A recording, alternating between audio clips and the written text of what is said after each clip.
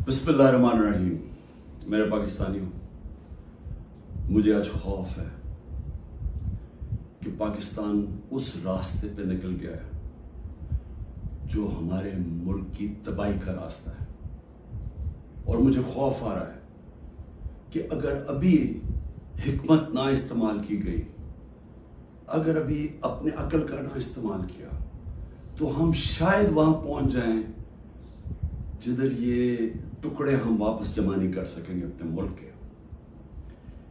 मैं सबसे पहले आप सबके सामने एक चीज रखना चाहता हूं कि सबके पीछे है क्या। ये जो एक साल से एक अफरा तफरी मुल्क में मची हुई है, एक पूरा जोर लगा हुआ है कि किसी ना किसी तरह इमरान खान का रास्ता बंद किया जाए, कि ये मुल्क के लिए बहुत बुरा है, इसको नहीं आने देना चाहिए। अगर इलेक्शन भी ना हो, आइन भी टूट जाए, कोई सुप्रीम कोर्ट को भी जलील किया जाए, लेकिन इसको नहीं आने देना। इसके पीछे है क्या? मैं जरा आपको पहले ये ग्राफ दिखा दूं। ये जो आपके सामने, ये जरा ग्राफ देखिए। ये है सर्वे का रिजल्ट।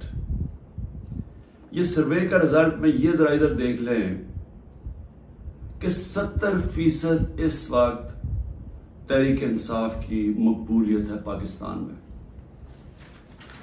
बाकी सारी पार्टीज की मिला के भी तो जो मकबूलियत है, उन सबको अब खौफ है कि इलेक्शन अगर आ गए तो ये हार जाएंगे। अब ये पीडीएम की जमातों ने तब से फैसला किया हुआ है कि इलेक्शन भी नहीं लड़ना, क्योंकि इलेक्शन अगर हो गया तो इमरान खान आ जाएगा, और अगर इमरान खान आ गया तो उनको ये नहीं फिक्र कि मुल्क को अच्छा होगा या बुरा होगा। उनको फिक्र ये है कि इन्होंने अरबों रुपए के अपने करप्शन के केस माफ करवा लिए, और इनको डर ये लगा हुआ है कि जो 30 साल से मेहनत से इन्होंने पैसा चोरी का इकट्ठा करके बाहर रखा हुआ है, किसी तरह उस पैसे के ऊपर यानी वो महफूज रहे। और खतरा इमरान खान से है, क्योंकि बाकी तो सब मिले हुए हैं। अब इसकी वजह से ये सारा मुल्क तबाही के रास्ते पे जा रहा है, कि सिर्फ इस खौफ से कि हमारा आपके पैसा ना या कि एनआरओ ना वापस ले ले, बस ये वजह है कि ये आमने सामना खड़ा कर रहे हैं मुल्क की सबसे बड़ी जमात और मुल्क की फौज। और ये कामयाबी से ये कर रहे हैं क्योंकि ये पुराने 30 साल के पुराने सियासतदान हैं। ये जाके वहां डराते हैं उनको कि सर वो आपको हटा देगा आके।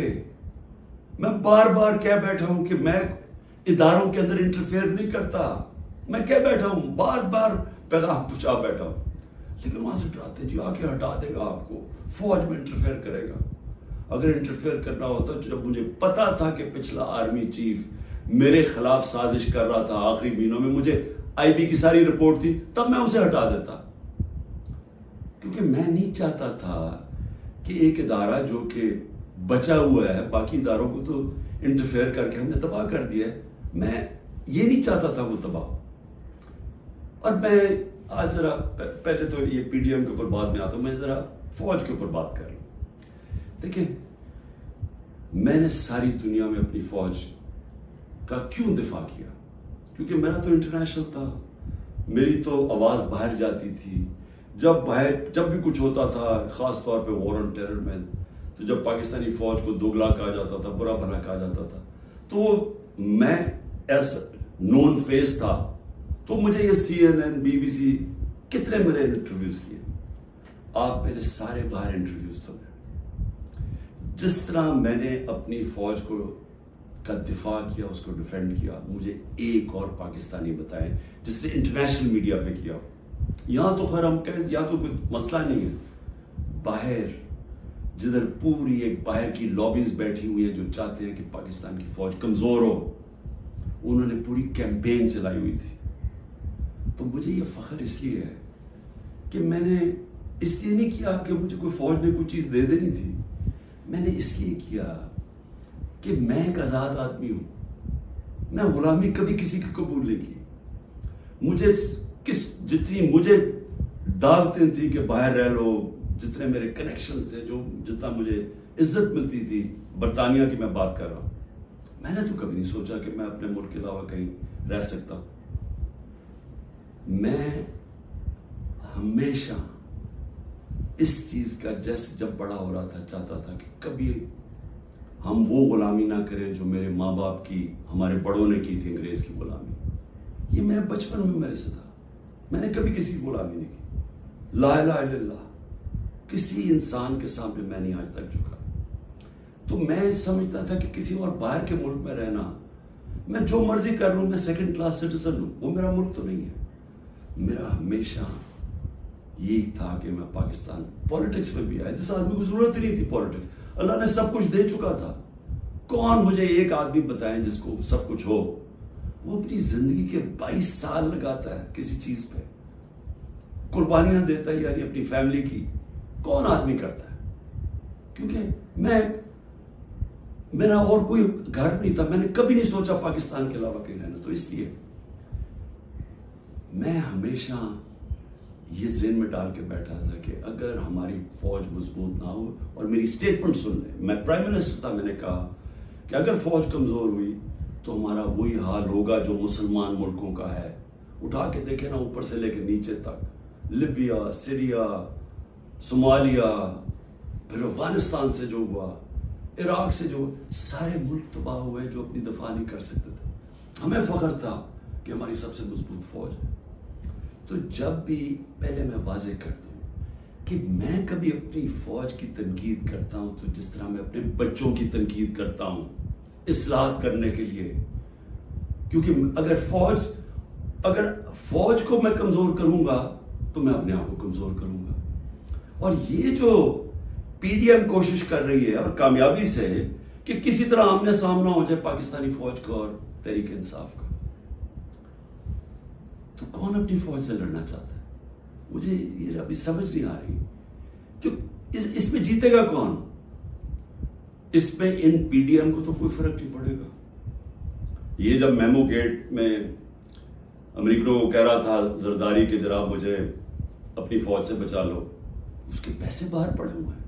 جب نواز شریف انڈین لابی کو اور اسرائیل لابی کو اپنے ساتھ بلانا چاہتا تھا, اپنی فوج کو کہہ رہا تھا کہ دہشت گردی میں ملوث ہے, اس کے پیسے اربوں ڈالر باہر پڑا ہوا ہے. وہ جب ہوتا ہے موقع باہر بھاگ جاتے. تو میرا تو کوئی باہر نہیں جانا.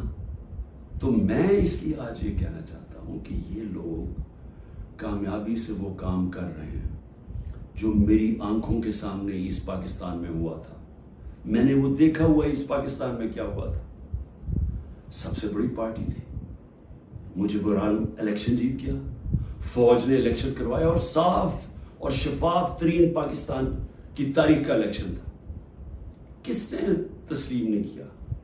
اس میں کوئی شک نہیں کہ فوجی لیڈرشپ کی قصور تھا, لیکن وہ آدمی جو چاہتا تھا کہ میں پرائم منسٹر بن جاؤں, اس کا بہت بڑا ہاتھ تھا. وہ کہتا ہے میں مانتا ہوں مجیب الرحمان کو, پاکستان نہ ٹوٹتا. اس نے پوری پلاننگ کی اپنی ذات کے لیے, اس نے پاکستانی فوج کو لڑا دیا سب سے بڑی پارٹی سے, ملک ٹوٹ گیا. آج وہی ہو رہا ہے. یہ پی ڈی ایم لڑا رہی ہے جان کے, یہ جو کیسز بن رہے ہیں کہ جی ملٹری کورٹ میں کیس کر دو, آرمی ایکٹ سے کیس کر دو. کبھی آج تک ایسا ہوا ہے کہ نہ آپ نے کوئی تحقیقات کی, نہ کوئی انڈیپینڈنٹ انکوائری ہوئی, نہ پتا چلا کہ یہ اس کے پیچھے کون تھا, اور ایک دم جج, جوری اور ایکسیکیوشن فیصلہ ہو گیا کہ جی تحریک انصاف دہشت گرد جماعت ہے, اور پکڑ دھکڑ شروع ہو گئی. 7,500 کارکنوں کو پکڑ لیا ہے, اس میں عورتوں کو پکڑ لیا ہے. کبھی اس ملک میں ہوا ہی نہیں ہے. یعنی جس طرح عورتوں سے بدتمیزی ہوئی ہے, یہ کب ہوا ہے یہاں اس ملک میں؟ اور پھر یعنی گھروں میں جانا رات کو, سارا گھر توڑ دینا, عورتوں سے دھکے دے رہے ہیں عورتوں کو. شیریہ رفیدی کی بیوی کو بھی ساتھ پکڑ کے لے گئے, پھر ایک جگہ سے چھٹی ہے شیرین مزاری, دوسری جگہ پکڑ لیتے ہیں. یعنی یہ کیا ہو رہا ہے؟ یہ تو اپنے ملک میں نفرتیں پھیلائی جا رہی ہیں. یہ تو جان کی ایسے مجھے لگ رہا ہے کہ میں کوئی خواب دیکھ رہا ہوں، گھنونا خواب، جس کے اندر ایک ملک کی تباہی دیکھ رہا ہوں سامنے۔ یہ کون سا ملک اجازت دیتا ہے اپنی اس طرح کی تباہی کرنے کے لیے صرف ان چوروں کی خاطر؟ میں آج رائے پوچھنا چاہتا ہوں، مجھے یہ بتائیں، تحریک انصاف 27 سال سے ہے، مجھے ایک جگہ بتائیں کہ عمران خان نے کہا ہو کہ کسی قسم کا آپ قانون توڑیں، قانون کے باہر چلیں، آئین کے باہر چلیں؟ مجھے ایک دفعہ ایک سٹیٹمنٹ میری بتائیں 27 سال میں، مجھے ایک میرے لیڈر کی سٹیٹمنٹ بتائیں جو میرے نیچے ہے، جو میری پارٹی کے لیے وہ کہے کہ جناب توڑ دو، گھراؤ کرو، جلا دو۔ ایک جگہ بتائیں۔ مجھے یہ بتائیں کہ جب 25 مئی کو، اچھا اس سے پہلے چلیں، 9 نومبر کو 9 اپریل کو مجھے نکالا پچھلے سال، 10 اپریل کو لاکھوں لوگ سڑکوں کے اوپر نکلے، کسی نے کوئی کچھ کیا؟ کس نے کوئی جلایا گرایا کچھ کیا؟ سب کو پتا تھا کس نے نکالا ہے، کچھ ہوا؟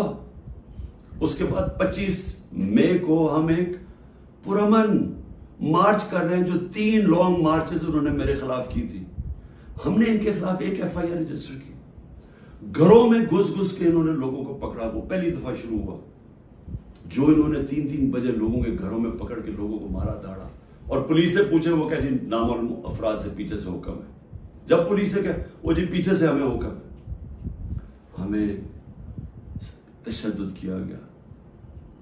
جب 26 کی صبح کو میں پہنچا تو میں نے جب دیکھا کیا حالات ہیں، میں نے کینسل کر دیا دھرنا، کیونکہ مجھے پتا تھا کہ انتشار ہوگا۔ 26 نومبر 4 لاکھ لوگ پنڈی میں جمع ہوئے، میں کہہ سکتا تھا کہ ہاں ہم اب اسلام آباد کی طرف جائیں گے، مجھے تب پتا تھا کہ انتشار ہوگا، لوگ مایوس ہوئے، مجھے برا بھلا کہا، میں نے کینسل کر دیا۔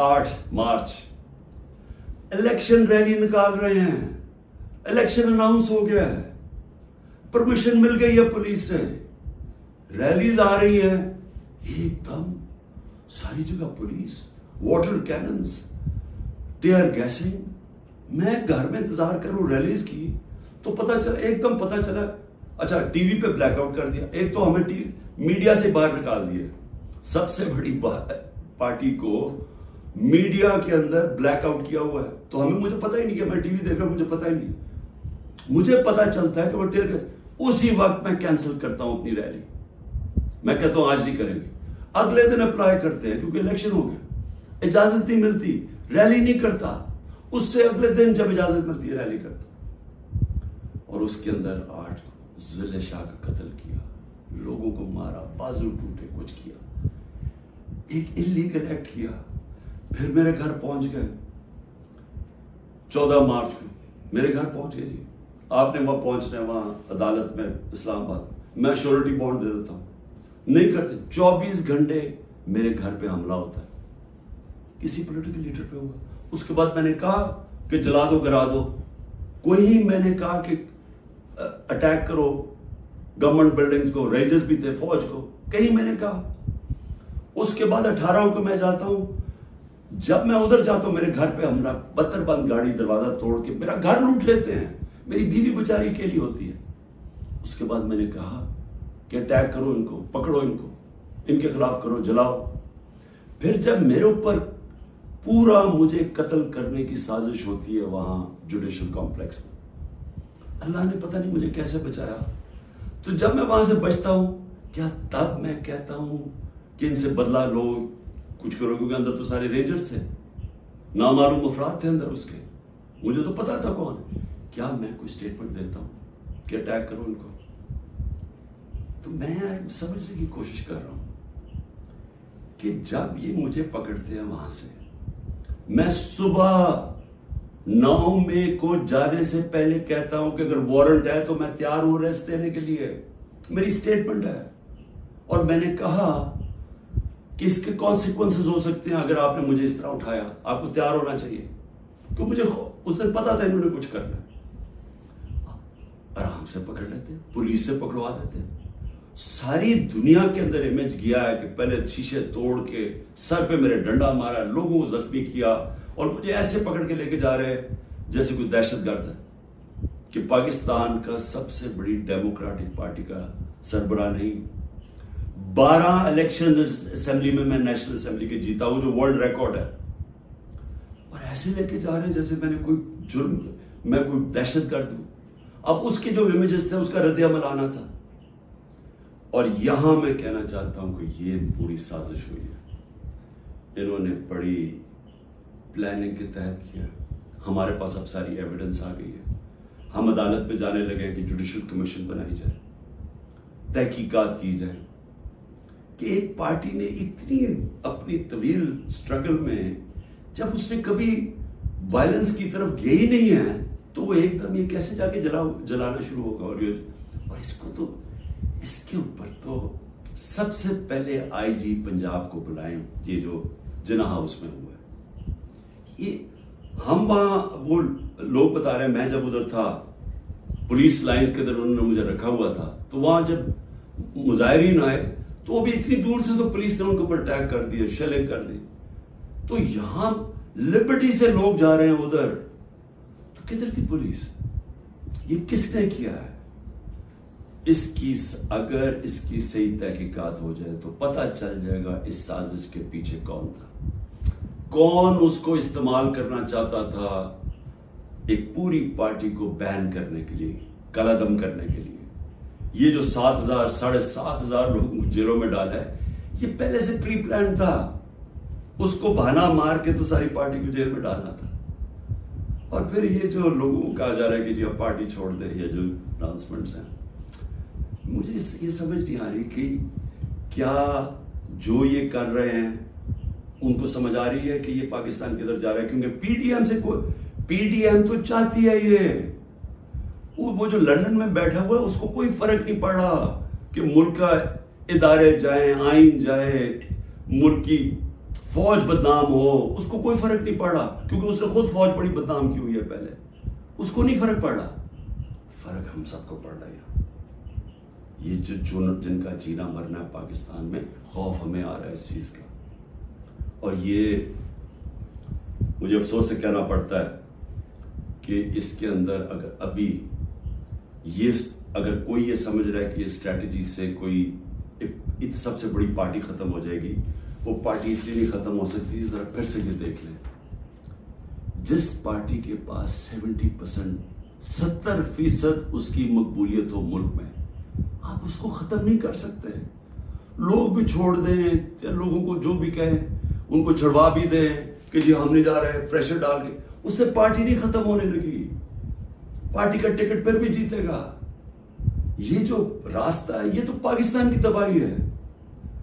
اور صرف یہ جو باقی پیڑھی ہے, جو ریلو کٹے ہیں, جن کا نہ ووٹ بینک ہے نہ کچھ ہے, جو مزے لے رہے ہیں اقتدار کے, یہ صرف یہ کی کوشش یہ ہے کہ فوج کو پاکستان کی سب سے بڑی پارٹی سے لڑایا جائے. یہ ہے سازش. سو میری آپ سے ریکویسٹ ہے, میرے اپنے پاکستانیوں سے, کہ دیکھیں یہ وقت ہے کہ ہم سب جاگیں کہ کیا ہو رہا ہے. یہ جو خوف اور ہراساں پھیلایا جا رہا ہے, اس کا صرف ایک ہی مقصد ہے کہ لوگ چپ کر کے بیٹھ جائیں. یہ جو عورتوں سے کر رہے ہیں, یعنی میں پھر سے یہ کہنا چاہتا ہوں کہ مجھے تو ابھی سمجھ نہیں آ رہی کہ یہ ہم کون سی دنیا میں ہیں. ہمارے ملک, ہماری جو دین ہے, ہماری تو روایتیں, چادر اور چار دیواری, میں نے تو کبھی ایسا نہیں دیکھا. مجھے صرف ایک ہی چیز سمجھ آ رہی ہے کہ یہ کوئی خوف پیدا کرنا چاہ رہے ہیں. اور مجھے ڈر یہ ہے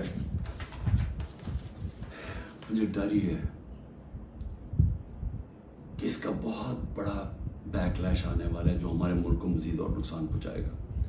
ابھی تک کوئی جو بات نہیں کر رہا, سرکاری بلڈنگز کی بات کر رہا, اور میں جب کہا ہم نے انشاءاللہ ہائی کورٹ میں جا رہے ہیں کہ جوڈیشل کمیشن فوری بنائی جائے, کیونکہ ہمارے پاس اب ثبوت آ گئے ہیں.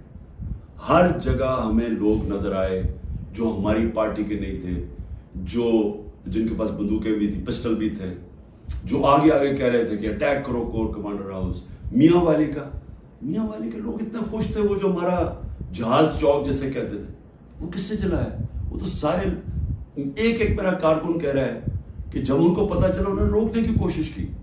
کوئی نامعلوم افراد تھے. اس میں تحقیقات ہونی چاہیے. جس طرح جناح ہاؤس، ریڈیو پاکستان کیسے جل گیا؟ آپ دیکھیں مظاہرہ کہیں اور ہو رہا ہے، ریڈیو پاکستان ادھر جل جاتا ہے، ادھر تو بندہ ہی نہیں کوئی ہوتا. اور آج کل تو فیس ریکگنیشن ہو سکتی ہے نادرا کے ذریعے، پتہ چل سکتا ہے کون ہے.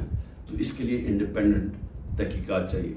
میں ذرا صرف ابھی گرا دوں، اب تک 25 لوگ شہید ہو چکے ہیں. دنیا میں 25 لوگ شہید ہو جائیں، کوئی سوچ رہا ہے کہ کس طرح پرامن احتجاج کرنے والوں کو گولیاں ماری گئی، سیدھی گولیاں ماری گئی ہیں. 25 اب تک شہید ہو چکے ہیں، اور سب سے زیادہ خطرناک 700 لوگ اس وقت گولیوں کی وونڈ سے، گولیاں لگی ہوئی جن کو ہسپتالوں میں 700. اب تک 7,500 ہمارے کارکنوں کو جیلوں میں ڈالا ہوا ہے. 7,500، جس میں میں نے کہا خواتین کی بھی ایک تعداد ہے، اور ہمیں سب سے زیادہ خوف ہے کہ ان سے بڑا برا برتاؤ کیا جا رہا ہے. اور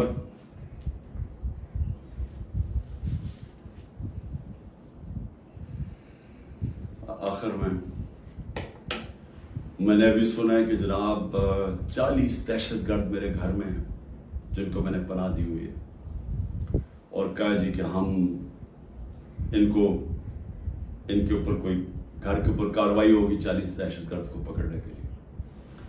میری ریکویسٹ ہے آپ کو کہ 40 دہشت گرد اگر گھر میں ہیں تو میری زندگی کو بھی خطرہ ہے. مہربانی کر کے ضرور آئیں یہاں، لیکن اس طرح نہ آئے کہ کوئی دعویٰ بول کے، اس طرح کریں سرچ وارنٹ لے کے آئیں ایک مہذب معاشرے کی طرح. آئیں کہ کوئی نام تو دیں، یہ دہشت گرد ہے کون، اور آئیں ہم آپ کو ساری دکھا دیتے ہیں گھر میں کدھر ہے، کتنے دہشت گرد ہیں. شاید میرا ہی فائدہ کروا دیں گے کہ اگر کوئی چھپا ہوا وہ دہشت گرد ہے. لیکن اس کو ایک بہانہ نہ بنائیں. جس طرح ہمارے لوگوں کو پکڑ رہے ہیں، جس طرح اس کو استعمال کیا